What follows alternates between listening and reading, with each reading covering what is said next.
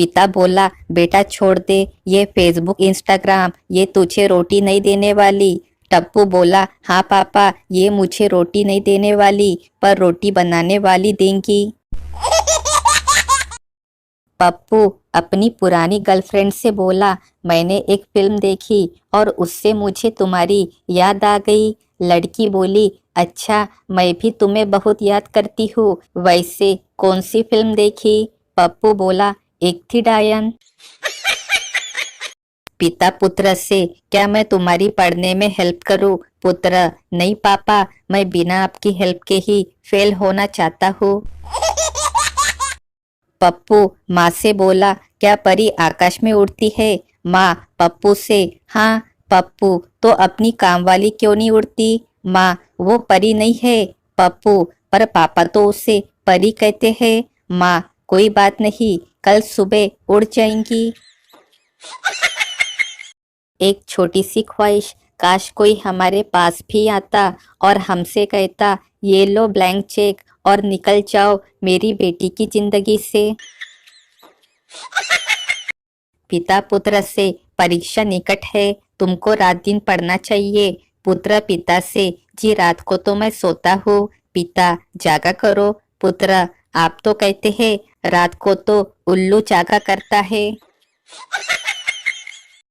राकेश का जब अंतिम समय आया और आखिरी वक्त में उसके बेटों ने पूछा, आप बताएं कि आपको हम जलाए या दफनाए? राकेश बोला, मुझसे मत पूछो, सरप्राइज दे देना। भिखारी, जनाब, मैं कोई मामूली भिखारी नहीं हूँ। मैंने रुपए कमाने के 100 तरीके नामक किताब लिखी है। राहगीर, तो फिर तुम भीख क्यों मांगते हो? भिखारी, क्योंकि ये उस किताब में बताया गया सबसे आसान तरीका है।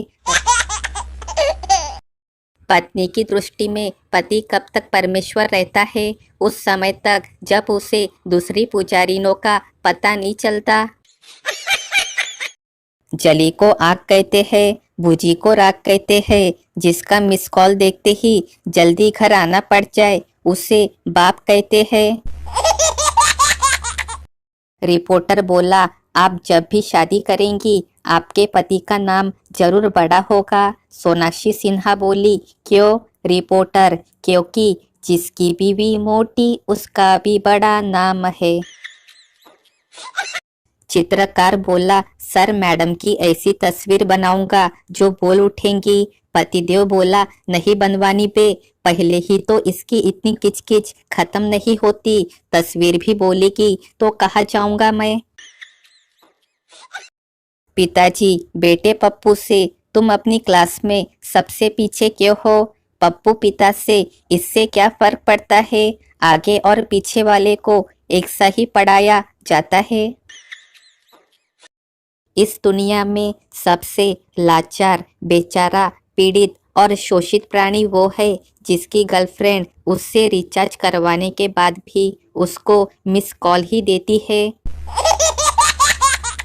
2 बच्चों की माँ तीसरी बार शादी कर रही थी। फेरों के वक्त छोटा बच्चा रोने लगा।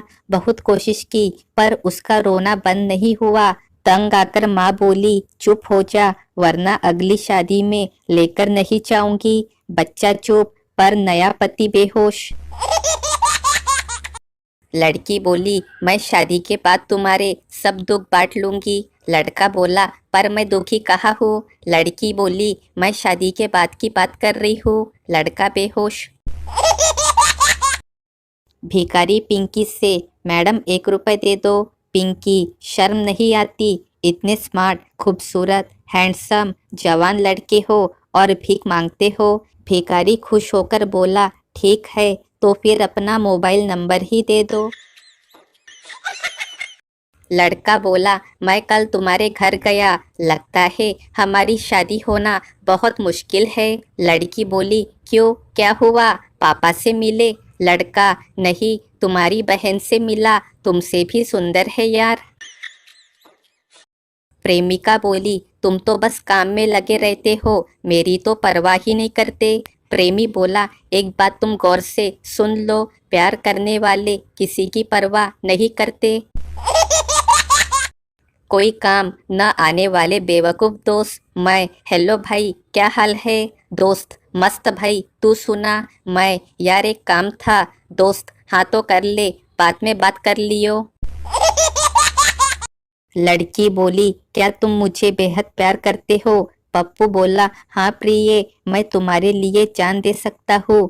लड़की, जान मत दो, पर कल क्या 100 का एक नोट दोगे? पप्पू, प्रिय, प्यार मोहब्बत में पैसे नहीं मांगा करते हैं। लाइफ में 3 चीजें कभी नहीं करनी चाहिए। पहली लव मैरिज, दूसरी अरेंज मैरिज और तीसरी मैरिज।